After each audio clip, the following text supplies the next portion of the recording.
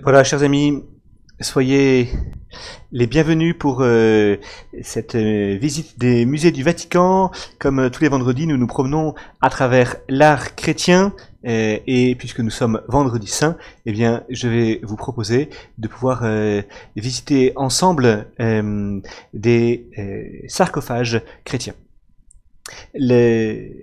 Alors, merci à ceux qui ont participé aussi au jeu sur Instagram pour découvrir quelles étaient l'énigme du jour. Alors, je vais vous donner la solution à la première énigme.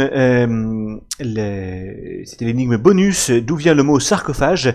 Eh bien, le mot sarcophage vient, vous l'aurez deviné, de sarx, la chair, et de phage, qui veut dire manger, avaler. Voilà, sarcophage, celui qui avale la chair, comme on a le mot anthropophage, celui qui mange un homme. Alors, on n'est pas à ce niveau-là, évidemment. Vous retiendrez donc que sarx veut dire la chair. Quand on évoque l'incarnation du Fils de l'homme, on parle ainsi de la sarcosis.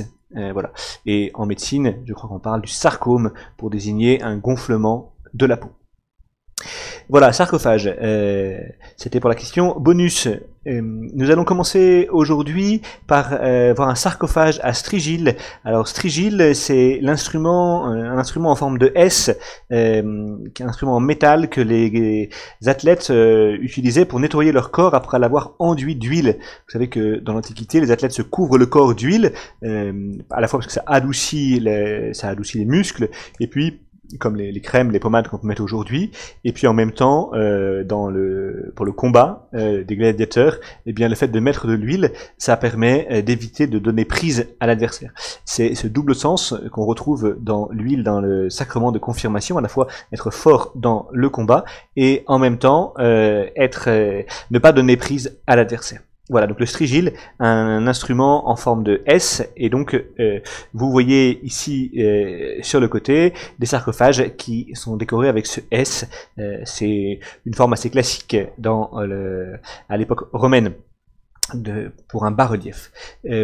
Alors, nous allons, comme premier sarcophage, aller voir celui-ci, qui est le sarcophage de l'annonce du reniement de Pierre. C'est un sarcophage qui date de début du IVe siècle, vers 310-320 environ, donc juste au moment de l'édit de Constantin.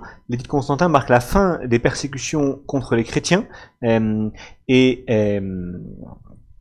donc ce sarcophage est juste de cette époque-là. Il contenait le squelette d'une femme, et alors je voudrais vous inviter à regarder au centre. C'était d'ailleurs la première question qui était posée pour l'énigme du jour, toujours. Pour l'énigme du jour, la première question, c'était quelle est la scène représentée au milieu du sarcophage. Eh bien, vous voyez deux hommes, un arbre. Alors, ce serait difficile simplement comme ça de les identifier, mais ce qui va nous être utile, c'est ce que vous pouvez voir au centre, le coq qui est là, et donc c'est l'annonce du reniement de Pierre. On a Saint-Pierre ici, le Christ à côté, et Saint-Pierre dit je ne te renierai pas. C'est ce que nous avons eu hier soir dans la Passion, et voilà que dans Saint-Pierre, le Christ dit à Saint-Pierre, le coq ne chantera pas avant que tu m'aies renié 3 fois. Voilà. Alors pourquoi un arbre? D'abord c'est bien au coq qu'on le reconnaît, parce que le coq est l'attribut résultat dans l'art chrétien, un des attributs traditionnels de Saint-Pierre, avec la clé qui est l'autre attribut traditionnel de Saint-Pierre. Pourquoi un arbre? Normalement la scène se passe à table, et donc c'est étonnant qu'il y ait un arbre sur cette scène. Alors je vous invite à regarder. Je pense qu'il y a un écho avec ce qu'il y a en haut à gauche de la scène, là, tout à fait à gauche. Vous avez Adam et Ève qui sont représentés eux aussi autour d'un arbre. Et il me semble que l'arbre de Saint-Pierre fait écho, ou peut faire écho en tout cas, à l'arbre d'Adam et Ève. Comme une manière de rappeler, alors pardon, je vous ai dit une bêtise, hein, Saint-Pierre c'est le personnage de gauche, et le personnage de droite c'est bien le Christ. On le reconnaît parce qu'à la fois il tient le livre de la parole, et puis on le reconnaît à ses mains levées pour bénir. Voilà. Et donc entre les deux, l'arbre qui est le rappel du péché d'une certaine manière. Voilà. Saint-Pierre va lui aussi commettre le péché à l'image d'Adam et Ève. Juste à côté, vous avez un portrait de femme entre deux personnages. Alors ça c'est très traditionnel dans les sarcophages paléo-chrétiens, et en fait dans les sarcophages romains, c'est pas particulièrement chrétien, de mettre le portrait du défunt sur le sarcophage, entouré par deux personnages qui tiennent comme un drap, et ces deux personnages, alors là on ne le voit pas très bien, mais ces deux personnages, en général, c'est le dieu de l'amour, Eros, voilà, qui marque l'amour qu'on a pour le défunt. Intéressant, dans l'art chrétien, la personne que vous voyez représentée ici, on le reverra sur les autres sarcophages, la figure du défunt est représentée avec les mains levées. Et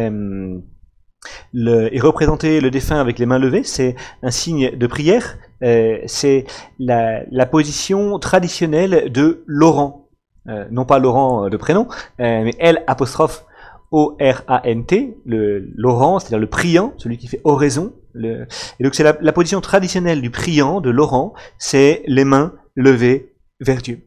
Il en reste pour nous une trace très nette, c'est dans la liturgie eucharistique, et d'ailleurs dans toutes nos liturgies, les oraisons sont prononcées par le célébrant les mains écartées, voilà, les mains tournées vers le ciel. Je lève les mains en signe de prière, c'est un geste biblique pour nous.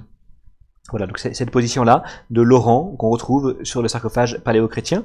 Et puis, dernier point que sur lequel je voudrais attirer votre attention dans ce sarcophage, c'est en haut à droite, cette scène qui est assez difficile à décrypter. Alors je passe sur le rectangle au milieu. Le rectangle, c'est qu'on appelle un cartouche sur lequel on écrit normalement le nom du défunt ou quelque chose en mémoire du défunt. Et puis, je vous disais, la scène centrale, c'est l'annonce du reniement de Pierre, que l'on peut voir comme signe annonciateur de la miséricorde, de même la question de la place d'Adam et Ève. Et donc, on a ici aussi une autre figure de miséricorde liée à l'eau. Vous voyez, on voit comme des vagues sur le bas ici, et puis si on regarde bien en haut, alors juste là, je sais pas si vous voyez au niveau de la souris, en haut à droite, là, on voit une forme de poisson. En fait, c'est Jonas. On voit deux personnes là qui sont dans un bateau. Voilà, j'essaie avec la souris de faire le tour de la coque du bateau, et on voit par exemple 1, 2, 3 personnes qui sont dans le bateau et qui jettent une quatrième personne qui est en train de plonger là dans la mer, et donc c'est Jonas que l'on jette dans la mer. Jonas qui est à la fois celui qui a fui Dieu, donc un symbole de pécheur, et en même temps celui qui va faire l'expérience de la miséricorde, et celui par qui la miséricorde va arriver à la ville de Ninive. Et donc la figure de Jonas va être pour les chrétiens souvent une figure liée au Christ, puisque Jonas va passer 3 jours dans le ventre de la baleine, dans le ventre du monstre marin. Il est tombé dans la mort, puisque dans la pensée juive, la mer figure la mort, puisqu'on s'y noie. Vous savez, c'est le passage de la mer Rouge, c'est passé à travers la mort. Et donc Jonas est celui qui est passé à travers la mort, et qui va, après 3 jours passés dans le ventre de la baleine, ressortir pour être cause de salut pour Ninive.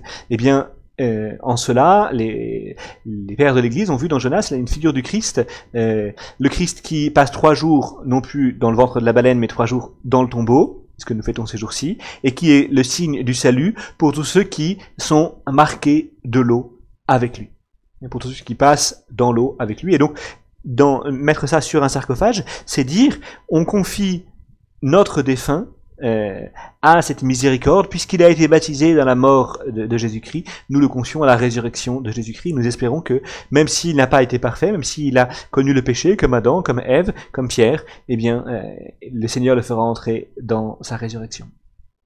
Voilà, sur ce que nous pouvons évoquer sur ce premier sarcophage, donc du tout début du IVe siècle, vers 310-320. Je vous propose de passer à un deuxième sarcophage. Alors c'est le sarcophage dit de Sabinus. Ce n'est plus un sarcophage astrigile. Je vous rappelle, sarcophage astrigile, c'est lorsqu'il y a comme des rayures, comme des petits S là, S comme strigile, et au contraire le sarcophage de Sabinus que vous avez ici est un. Alors je vous rappelle que je suis, comme on dit, doctus cum libro, c'est-à-dire que je connais pas tout ça par cœur évidemment. Les musées du Vatican sont ouverts au public. Je vous ai mis l'adresse en haut et c'est très largement à partir d'eux que je tire la science que je vous présente aujourd'hui. Donc n'hésitez pas à aller faire un tour vous-même sur le site des musées du Vatican. Voilà, je vous ai affiché le site directement sur le sarcophage de Sabinus. Vous voyez, ils vous disent que c'est un sarcophage vers 310-320 environ. Alors je vous propose d'aller le regarder maintenant un peu plus en détail, ce sarcophage de Sabinus. Si j'arrive à y revenir, à l'agrandir, je suis pas toujours très doué pour ça. Alors voilà, je pense que je vais vous l'afficher tout de suite. Voilà, en un peu plus grand, le sarcophage de Sabinus. Alors c'est étonnant parce qu'on dit sarcophage de Sabinus, c'est donc un sarcophage pour un homme, et vous voyez au centre c'est une femme, toujours dans la même position, les bras écartés, donc la figure de Laurente, donc on y reconnaît bien la défunte, pour qui ce sarcophage était prévu, mais en fait, alors dans le cartouche qui est au-dessus, il est précisé que ce sarcophage est offert par son épouse à Sabinus, mort un peu avant ses 45 ans. Donc en fait, le sarcophage est probablement préparé pour une femme, mais finalement, Sabinus étant mort, eh bien on va lui offrir ce sarcophage prévu pour une femme. Et donc vous allez voir que toute la thématique, on oublie maintenant Sabinus, toute la thématique, en tout cas sur la partie basse du sarcophage, qui est ce qu'on appelle la cuve, c'est-à-dire comme la baignoire, vous savez, dans laquelle on va allonger le corps, et puis la plaque qui est au-dessus, normalement, est posée à plat, et c'est le couvercle. Là, évidemment, pour les besoins de la photo, le couvercle est mis dessus, mais normalement, il est à plat. Alors, revenons au centre, la figure en prière, Laurente, la femme pour qui cette cuve a été, ce sarcophage, la cuve du sarcophage a été faite, et juste à côté, vous avez une scène biblique. Si on part juste à gauche de cette femme, il y a 6 petits pots qui évoquent les 6 jarres des noces de Cana. Donc c'est la représentation des noces de Cana. Et puis on a le Christ qui est là et qui montre au serviteur qu'il faut remplir les jarres. Voilà. Juste à côté, nous avons un homme qui est arrêté par 2 gardes. Alors ce serait juste comme ça, c'est pas possible de savoir quel est l'homme arrêté par 2 gardes. Mais d'abord, on le refera sur d'autres sarcophages. C'est une représentation assez classique, barbu et chevelu comme ça. En fait, c'est Saint Pierre. Et ce qui nous permet de dire cela, c'est qu'on retrouve le même personnage un peu plus à gauche. Et ce personnage, cette fois-ci, est en train de frapper un rocher avec son bâton, d'où jaillit de l'eau, référence au rocher que Moïse a frappé pour qu'on sorte de l'eau, et on le voit qui va plonger dans l'eau deux personnes qui ont le même bonnet que les soldats qui ici l'arrêtent. Et donc en fait on est sur une représentation de Saint-Pierre arrêté par des gardes, mis en prison, et vous savez, Saint-Pierre va prier, le tombeau va s'ouvrir, il va sortir du tombeau, et il va baptiser ses geôliers. Voilà, Saint-Pierre qui baptise ses geôliers, on reconnaît que c'est les geôliers parce que ils ont donc le même chapeau dans la scène du baptême et dans la scène de l'arrestation. Et donc ça nous permet d'identifier qu'il s'agit de Saint-Pierre. Alors, vous dire aussi que c'est assez logique qu'on ait Saint-Pierre comme dans le sarcophage précédent de l'annonce du reniement de Pierre, comme encore dans d'autres sarcophages qu'on verra. C'est assez logique parce qu'on est à Rome et Saint-Pierre est l'évêque de Rome, c'est l'apôtre qui a évangélisé Rome, il est mort martyr à Rome et donc son souvenir reste très présent. Là on est 250 ans après la mort de Saint-Pierre, son souvenir reste évidemment très marqué pour l'église de Rome. D'où sa présence forte sur le sarcophage. Et puis donc, là encore, le signe du baptême avec l'eau, comme on l'avait dans le sarcophage précédent avec Jonas, signe que celui qui est baptisé dans la mort du Christ, donc le défunt qu'on a confié à qu'on a enterré dans ce sarcophage, eh bien on confie ce défunt à la puissance de vie qui vient du baptême pour qu'il ressuscite avec le Christ. D'ailleurs, puisqu'on en a parlé de confier le défunt à la puissance de vie, on la voit de l'autre côté. Alors on va partir tout à fait à droite, c'est ça, où on voit Jésus cette fois-ci, qu'on avait déjà pour les noces de Cana, Jésus qui ressuscite un mort. Vous voyez, on a là une figure à droite toute, on a une figure qui est une petite figure enveloppée dans un linceul qui nous signale donc que c'est un mort, qui est déjà placé comme dans un tombeau. Donc c'est la figure d'un enfant qui est mort. Et ce qui nous permet d'identifier cet enfant, c'est que au pied de Jésus, vous voyez une femme qui est à genoux et qui cherche à toucher Jésus. Et en fait, ça nous renvoie à l'évangile de Saint Marc, à la rencontre de deux miracles de Jésus qui sont imbriqués l'un dans l'autre dans l'évangile de Saint Marc. Jaïr, chef de synagogue, va venir chercher Jésus parce que sa fille est en train de mourir, donc il vient chercher Jésus pour qu'il guérisse sa fille avant qu'elle ne meure. Et en chemin faisant, Jésus est arrêté par une femme qui va le toucher pour être guéri. Cette femme qui a des pertes de sang depuis 12 ans environ. Alors c'est pas très bien si c'est depuis l'âge de ses 12 ans, donc depuis sa puberté, ou si ça fait 12 années qu'elle a ces pertes de sang. Elle va toucher Jésus et Jésus va lui dire « Ta foi t'a sauvé ». Donc au cœur de ce récit, on a une question de salut pour cette femme. On sait aussi que la fille de Jaïr a 12 ans. Donc on a vraiment les deux figures qui s'imbriquent l'une dans l'autre, et entre-temps, la fille de Jaïr meurt. Et donc Jésus va entrer dans la chambre pour la ressusciter. On a donc une question de passer de la mort à la vie, une question d'être sauvé, et un récit de double miracle qui concerne des femmes. Ce qui est donc très cohérent sur un sarcophage qui était prévu pour déposer un corps de femme. Et donc cohérent avec la figure de Laurente que vous avez en plein milieu. À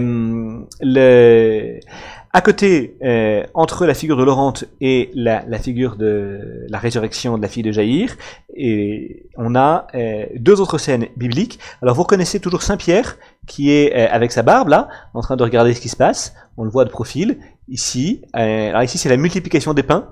On voit Jésus qui donne des pains. Là il les donne. Alors il y a un des apôtres qui n'a pas de barbe. Donc on identifie très vraisemblablement à Saint Jean, qui tient les pains dans sa main.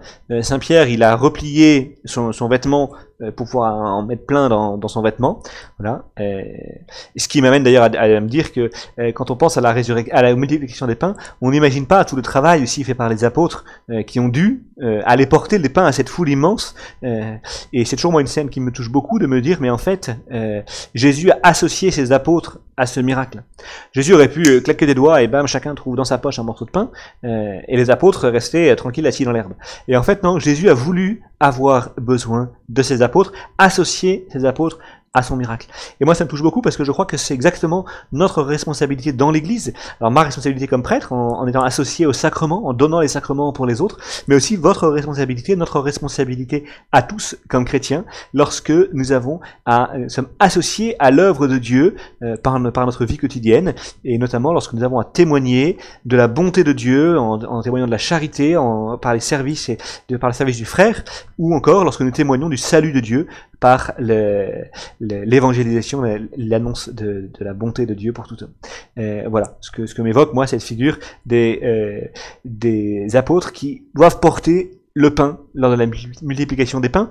Alors pensons aussi, nous sommes juste après le jeudi saint, nous sommes vendredi saint aujourd'hui, pensons aussi que ça fait écho dans l'évangile de Saint Jean, la multiplication des pains fait écho à l'Eucharistie et notamment au discours sur le pain de vie qui suit la multiplication des pains, où Jésus dit celui qui mange ma chair et boit mon sang a la vie en lui. Voilà, il vivra pour la vie éternelle. Et donc mettre la multiplication des pains sur un sarcophage, c'est une fois encore affirmer l'espérance chrétienne dans la résurrection, dire celui qui a été nourri pendant sa vie de l'Eucharistie vivra pour la vie éternelle. Et puis on a une petite scène juste entre Laurente et le Christ qui multiplie les pains, une petite scène à laquelle assiste une fois de plus Saint Pierre. C'est la scène d'une guérison d'un aveugle. Alors, je sais pas comment on peut l'interpréter. Moi, j'ai ma petite idée, mais elle est très personnelle. Je me dis peut-être que souvent la guérison est liée à la conversion, le fait d'ouvrir les yeux pour voir. Ça, c'est très net dans l'évangile de Saint Jean, où les pharisiens disent à Jésus, mais est-ce que ça veut dire que nous, on est aveugles? Vous savez, quand Jésus a guéri un aveugle-né. Et donc, je ne sais pas quel est le statut de cette femme pour qui ce sarcophage avait été préparé, mais j'imagine assez volontiers, puisqu'on est au tout début du IVe siècle, au moment où le christianisme se répand de plus en plus, va devenir la religion dominante dans l'Empire, il n'est pas impossible que cette femme soit une convertie. Et donc avoir mis la guérison de l'aveugle soit le signe qu'un jour elle a ouvert les yeux, qu'elle a découvert le Christ. Voilà, il me vient une dernière remarque, c'est que Jésus, vous voyez, on a encore Saint Pierre ici, là, toute cette figure barbue qui regarde, c'est Saint Pierre. Alors, Saint Pierre ici regarde le Christ pour la multiplication des pains, Saint Pierre ici regarde le Christ qui guérit l'aveugle, et Saint Pierre ici regarde au-delà de Laurente pour la scène des noces de Cana. Et ce qui est étonnant, c'est que Laurente, cette femme, se trouve comme intégrée dans la scène des noces de Cana et non pas mise au milieu, entre les scènes, en jonction entre les scènes. Elle a comme déplacé Saint-Pierre pour prendre sa place et pour se mettre au milieu. Et donc peut-être que cette femme a un lien, peut-être spirituel, avec la femme des noces de Cana, à savoir la Vierge Marie. Est-ce que cette femme se reconnaît sous le patronage, dans une amitié, dans une figure liée à la figure de Marie? Je ne sais pas. En tout cas, il y a un lien dans la présence de cette femme au milieu de la scène des noces de Cana. Voilà, sur le sarcophage de Sabinus. Alors, il me reste encore une chose à vous dire sur ce sarcophage, c'est qu'au-dessus, on a des scènes qui sont complètement païennes. On retrouve le portrait sous une tenture avec les deux héros. On en voit un qui tient un arc là sur le côté, et puis sur le côté on a des scènes de chasse, une scène de chasse au sanglier, et qui est donc vraiment un motif de sarcophage païen. C'est intéressant parce que ça veut dire que on arrive au moment où le christianisme vraiment s'intègre dans la société et fait la fusion entre l'Église et le monde. Tout ce qui est humain peut être rejoint par l'évangile. Il n'y a rien de vraiment humain qui soit étranger aux disciples du Christ, dira 2000 ans plus tard le Concile Vatican II. Et un siècle avant ce sarcophage, nous avons l'épître à Diognète que je voudrais vous afficher maintenant. Voilà, cette très belle lettre à Diognète, j'essaye de vous la proposer. Les chrétiens ne se distinguent des autres hommes ni par le pays, ni par le langage, ni par les coutumes. Ils n'habitent pas des villes qui leur soient propres, etc. Ils habitent les cités grecques ou les cités barbares, selon là où ils sont. Ils ont les usages locaux pour les vêtements, la nourriture, le reste de l'existence. Mais ils résident chacun dans sa propre patrie, comme des étrangers domiciliés. Toute patrie leur est une terre étrangère. Voilà, je voulais vous montrer ça parce que c'est exactement ce qu'on voit ici dans c'est exactement ce qu'on voit ici dans ce sarcophage. Les chrétiens vont reprendre les tombes du monde dans lequel ils vivent, et c'est avec ces usages, mais cet usage va être transformé pour être christianisé. Et c'est nous ce que nous avons à faire aussi, c'est ce que on fait avec cette vidéo, puisque voilà, faire un live sur YouTube ou sur Facebook ou mettre une vidéo sur IGTV, c'est être simplement dans notre monde. Les chrétiens ne sont pas étrangers au monde, mais on essaye d'y mettre l'annonce de la résurrection, l'espoir que la vie est plus forte que la mort. Alors, un dernier sarcophage, si j'ai encore le temps, je voudrais vous en montrer deux, mais je pense que je vais avoir le temps d'en montrer qu'un. Alors, je vais passer assez vite. Un sarcophage qui est sobrement intitulé « Sarcophage avec des scènes bibliques ». C'est un sarcophage qui est assez ancien, là encore. Il a été, bon, je vais vous passer un peu son histoire. Juste pour vous dire, on voit nettement ici Adam et Ève. Alors je vais essayer à nouveau de l'agrandir si j'y arrive. Vous voyez à gauche toute Adam et Ève.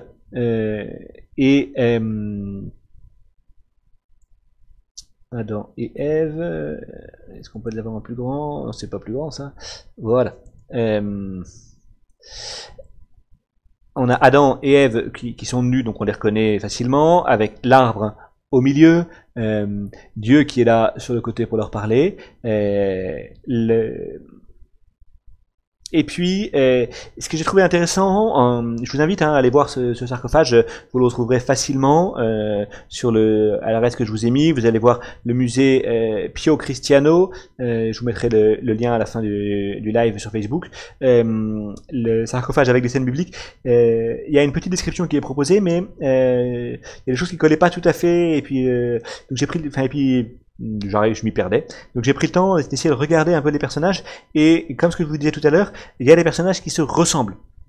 Alors on a un personnage qui revient très souvent, c'est ce visage jeune ici, qui tient la Bible, ou qui tient un rouleau en tout cas dans sa main, à nouveau jeune ici, à nouveau ici, vous voyez, toujours le même personnage, un peu bouclé, comme il tient la Bible dans sa main, comme par ailleurs on voit que ici il touche les jarres à Cana, qu'ici il touche l'aveugle, on a évidemment qu'ici il relève un enfant, il touche un enfant et que l'enfant se relève, on a évidemment la personne du Christ qu'on reconnaît ici.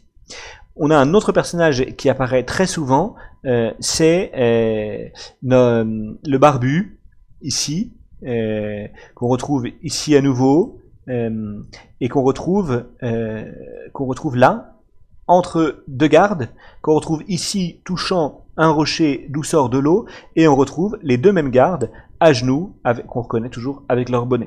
Donc avec tout ce que je vous ai dit là depuis 20 minutes, vous avez reconnu que ce deuxième personnage qu'on vient de suivre, c'est Saint-Pierre évidemment. Donc je vous le reprends de la droite vers la gauche.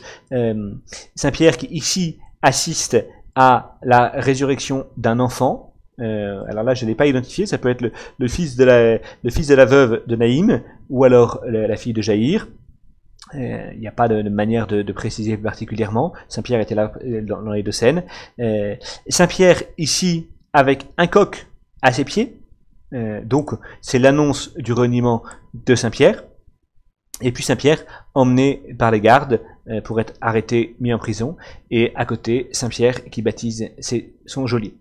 Voilà sur les grandes figures qui se retrouvent là. Et alors il reste une scène entre l'arrestation de Saint-Pierre et l'annonce du reniement. Il reste une scène qui est extrêmement liée à ce que nous vivons en ce moment. Il y a ici un enfant qui porte du bois. Le même enfant se retrouve à genoux devant un homme qui a un couteau levé pour le tuer. Vous aurez reconnu aisément le sacrifice d'Abraham, que les Juifs appellent la ligature d'Isaac. Isaac est lié ici, et son père Abraham va le sacrifier. Et à ce moment-là, Dieu s'interpose en envoyant son ange et en disant « Mais je sais que tu ne m'as pas refusé ton propre fils », et il va lui désigner un agneau.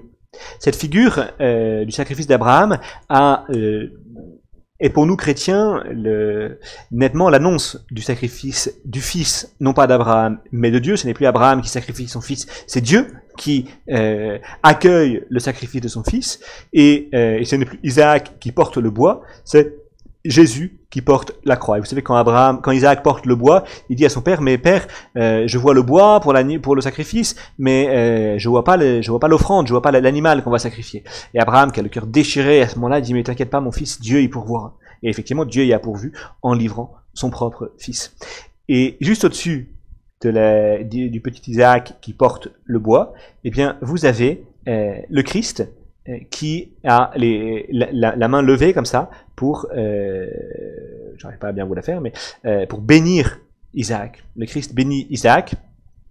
Ici, on a l'agneau donc juste entre Abraham et le Christ. On a l'agneau et finalement, on voit que Abraham avec son épée ne menace pas tant son fils que l'agneau, et l'agneau qui est la figure du Christ, et finalement son épée elle est levée vers le Christ, parce que c'est le Christ qui va prendre la place de l'agneau du sacrifice. Voilà, voilà ce troisième sarcophage que je voulais regarder avec vous.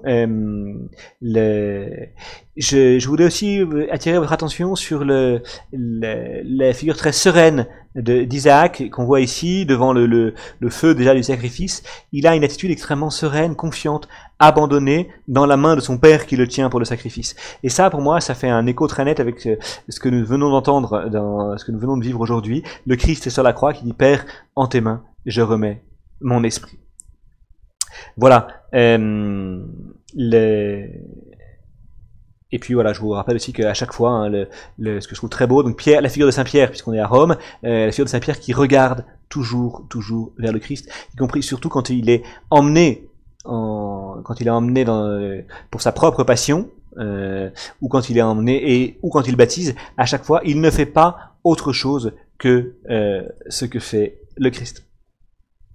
Voilà, allez, on n'a pas le temps, mais je vous propose quand même en 2 secondes d'aller regarder un dernier sarcophage, parce que ce serait dommage de s'arrêter en si bon chemin. Le sarcophage dit Ludovisi, sur lequel qui est à la fois à nouveau les strigiles qu'on a vus. Alors les plaques de marbre ont probablement été réutilisées dans un autre bâtiment à un moment. Ça, vous savez que c'est une grande habitude à Rome. À la Renaissance, on a récupéré pas mal de plaques de marbre, et donc les marbres de l'Antiquité, y compris les marbres paléochrétiens, ont pu être abîmés.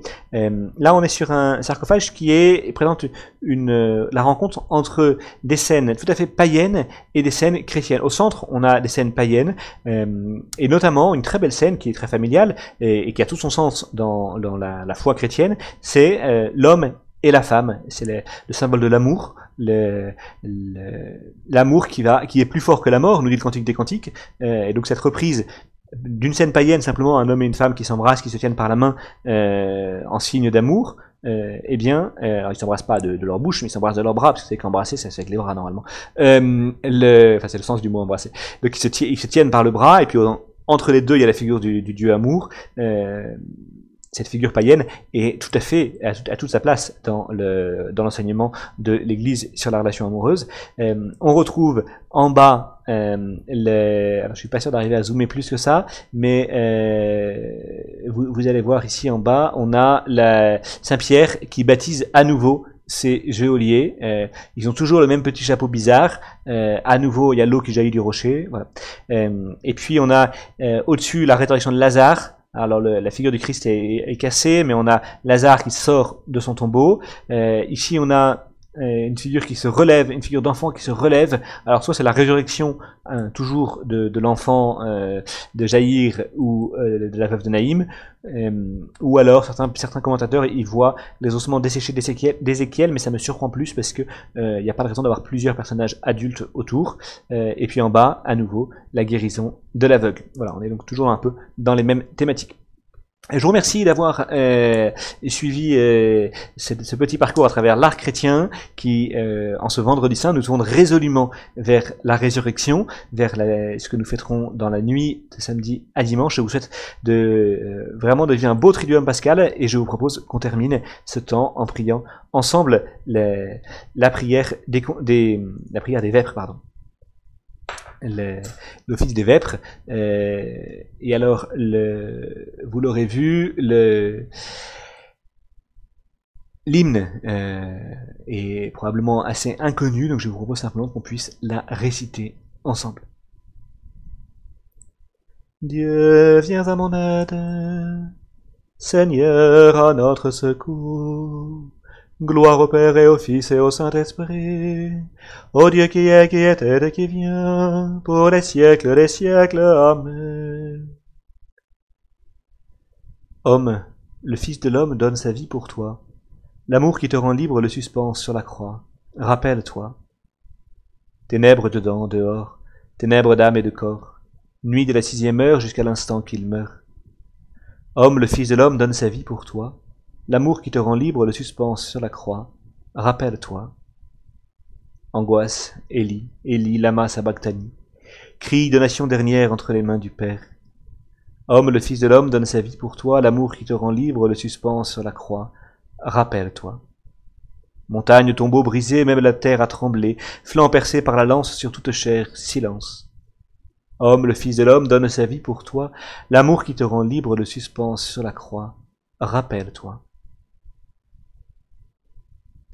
Hommes de toute la terre, venez et voyez ma douleur. Je crois et je parlerai, moi qui ai beaucoup souffert, moi qui ai dit dans mon trouble, l'homme n'est que mensonge. Comment rendrai-je, Seigneur, tout le bien qu'il m'a fait? J'élèverai la coupe du salut, j'invoquerai le nom du Seigneur. Je tiendrai mes promesses au Seigneur, oui, devant tout son peuple. Il en coûte au Seigneur de voir mourir les siens. Ne suis-je pas, Seigneur, ton serviteur, le fils de ta servante, moi dont tu brisas les chaînes? Je t'offrirai le sacrifice d'action de grâce, j'invoquerai le nom du Seigneur. Je tiendrai mes promesses au Seigneur, oui, devant tout son peuple, à l'entrée de la maison du Seigneur, au milieu de Jérusalem. Gloire au Père et au Fils et au Saint-Esprit, pour les siècles des siècles. Amen. Hommes de toute la terre, venez et voyez ma douleur. Le souffle en moi s'épuise, mon cœur au fond de moi s'épouvante. Seigneur, entends ma prière, dans ta justice écoute mes appels, dans ta fidélité réponds-moi. N'entre pas en jugement avec ton serviteur, aucun vivant n'est juste devant toi. L'ennemi cherche ma perte, il foule au sol ma vie. Il me fait habiter les ténèbres avec les morts de jadis. Le souffle en moi s'épuise, mon cœur au fond de moi s'épouvante. Je me souviens des jours d'autrefois, je me redis toutes tes actions.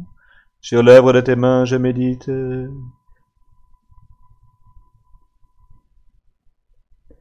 Je tends les mains vers toi, me voici devant toi comme une terre assoiffée. Vite réponds-moi, Seigneur, je suis à bout de souffle. Ne me cache pas ton visage, je serai de ceux qui tombent dans la fosse. Fais que j'entende au matin ton amour, car je compte sur toi. Montre-moi le chemin que je dois prendre, vers toi j'élève mon âme. Délivre-moi de mes ennemis, Seigneur, j'ai un abri auprès de toi. Apprends-moi à faire ta volonté, car tu es mon Dieu. Ton souffle est bienfaisant, qu'il me guide en un pays de plaine. Pour l'honneur de ton nom, Seigneur, fais-moi vivre. À cause de ta justice, tire-moi de la détresse. Gloire au Père et au Fils et au Saint-Esprit, pour les siècles des siècles. Amen. Le souffle en moi s'épuise. Mon cœur au fond de moi s'épouvante. Quand il eut pris le vinaigre, Jésus dit « Tout est achevé ». Puis, inclinant la tête, il remit l'esprit. Le Christ Jésus, ayant la condition de Dieu, ne retint pas jalousement le rang qu'il égalait à Dieu, mais il s'est anéanti, prenant la condition de serviteur. Devenu semblable aux hommes, reconnu homme à son aspect, il s'est abaissé, devenant obéissant jusqu'à la mort, et la mort de la croix. C'est pourquoi Dieu l'a exalté, il l'a doté du nom qui est au-dessus de tout nom, afin qu'au nom de Jésus tout genou fléchisse, au ciel, sur terre et aux enfers, et que toute langue proclame Jésus-Christ est Seigneur, à la gloire de Dieu le Père. Gloire au Père et au Fils et au Saint-Esprit, pour les siècles des siècles. Amen. Quand il eut pris le vinaigre, Jésus dit « Tout est achevé ». Puis, inclinant la tête, il remit l'esprit.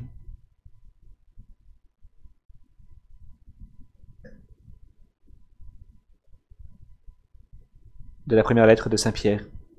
Le Christ lui-même a souffert pour vous et vous a laissé son exemple, afin que vous suiviez cette race. Lui qui n'a jamais commis de péché, ni proféré de mensonge.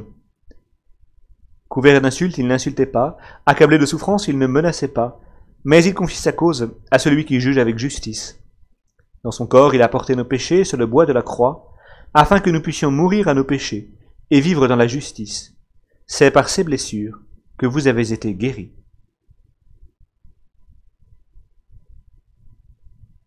Prenons le temps de relire et de méditer ce passage.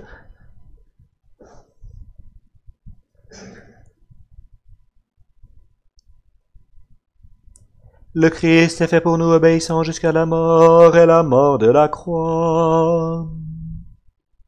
Le Christ est fait pour nous obéissant jusqu'à la mort et la mort de la croix.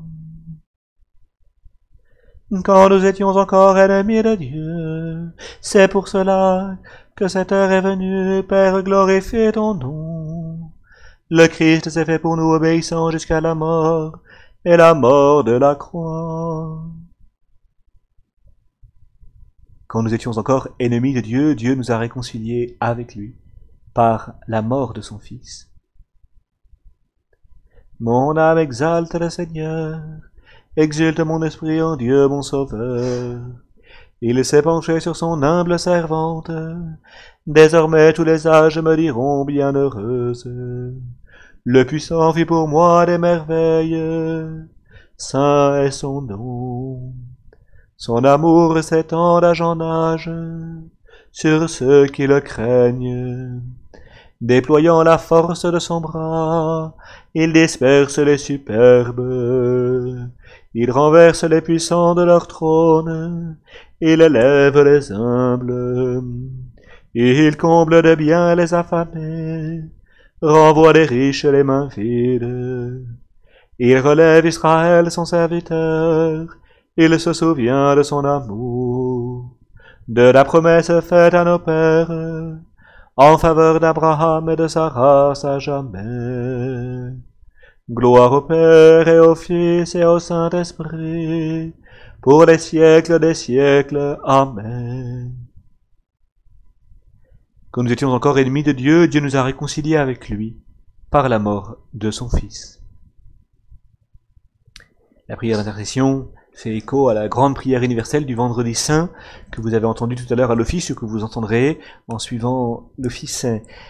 Je vous propose simplement, après chacune des thématiques, qui ne sont pas des intercessions, mais juste des thématiques, de faire silence pour dans notre cœur prier. Oui, prions pour l'unité de l'Église. Prions pour le pape François.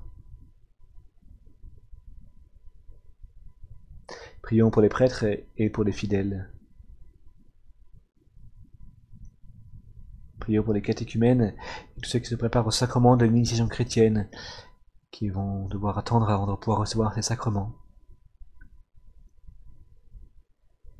Prions pour l'unité entre les chrétiens. Prions pour les Juifs qui ont accueilli les premiers la parole du Seigneur. Prions pour tous les croyants qui ne croient pas au Christ, pour que l'Esprit Saint les aide à découvrir sa lumière. Prions pour ceux qui refusent Dieu, que le Seigneur éclaire leur conscience.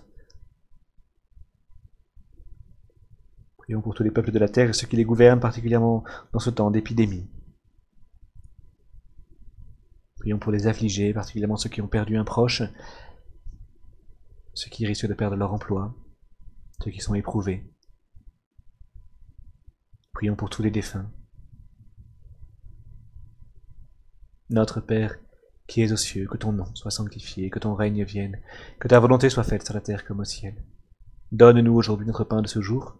Pardonne-nous nos offenses, comme nous pardonnons à qui nous a offensés. Et ne nous laisse pas entrer en tentation, mais délivre-nous du mal. Amen. Regarde, Seigneur, la famille qui t'appartient, c'est pour elle que Jésus le Christ, notre Seigneur, ne refusa pas d'être livré aux mains des méchants, ni de subir le supplice de la croix, lui qui règne pour les siècles des siècles. Amen. Seigneur soit avec vous. Frères et sœurs, que Dieu Tout-Puissant vous bénisse, qu'il bénisse ce triduum pascal que nous vivons, qu'il fasse de nous des saints, au nom du Père et du Fils et du Saint-Esprit. Amen. Voilà, frères et sœurs, c'est ainsi que nous achevons notre visite à travers l'art chrétien. Je vous donne rendez-vous vendredi prochain à 17h pour un prochain parcours à travers l'art chrétien. Et puis demain matin, pour tous ceux qui le souhaitent, nous poursuivons le café théologique en discussion WhatsApp. Nous sommes sur la lecture du catéchisme de l'Église catholique. Rendez-vous à 10h30. Envoyez-moi un message si vous souhaitez rejoindre le groupe. Dimanche soir, la messe de Pâques à 19h sera rediffusée depuis Mission Saint-Luc.